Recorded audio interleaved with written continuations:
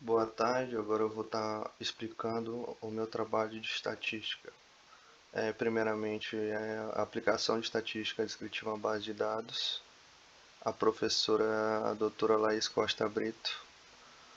Eu vou buscar apresentar a introdução, as diversas aplicações descritivas feitas na base de dados e no final uma análise dos dados. Primeiramente, na introdução, a base de dados que eu trouxe é uma base que correlaciona estados e ano e área desmatada de 2004 a 2019, tendo como fonte a INEP em 16 de dezembro de 2019. As aplicações são um somatório, onde eu trouxe um pequeno conceito e fórmulas de como se calcular, e no final eu exemplifiquei utilizando a base de dados. Em sequência, o tipo de variáveis, onde eu expliquei o que são cada tipo de variáveis. Na sequência, eu trouxe a média aritmética, onde eu apliquei o mesmo conceito utilizado no somatório. Eu trouxe um pequeno conceito do que é e como calcular, e em seguida exemplifiquei utilizando a minha base de dados. Eu fiz essa mesma correlação para a média aritmética, para a mediana, para a moda, e a partir daqui são medidas de dispersões. Em todas eu busquei trazer um conceito sobre o que seria isso e como eu posso calcular.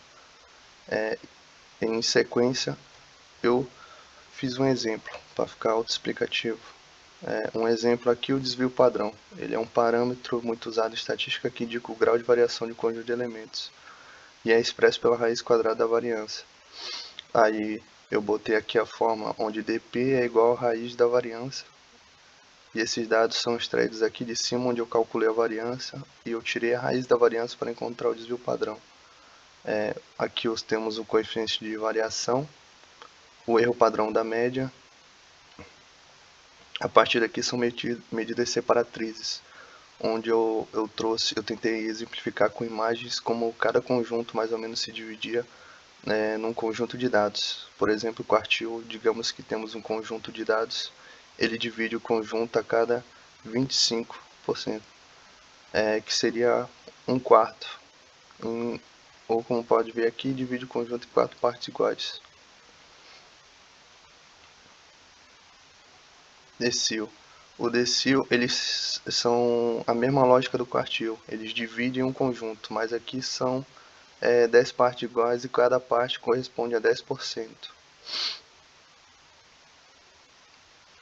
Em sequência, temos o percentil, que segue a mesma regra, só que ele divide um conjunto de dados em 100 partes.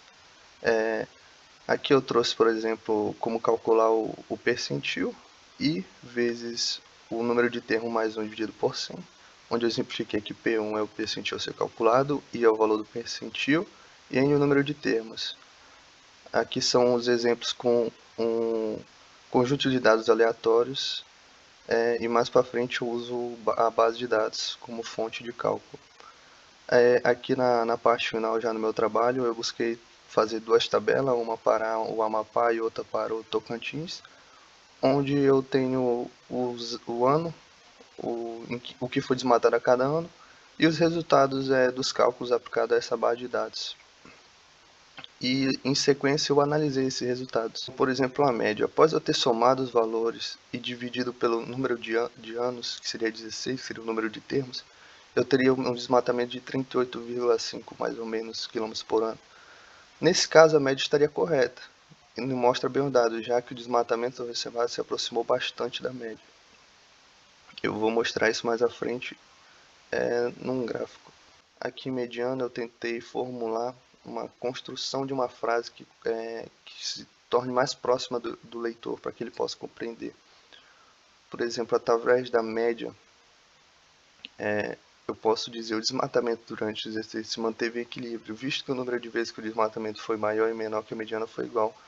Essa frase eu concebi com base no resultado da mediana.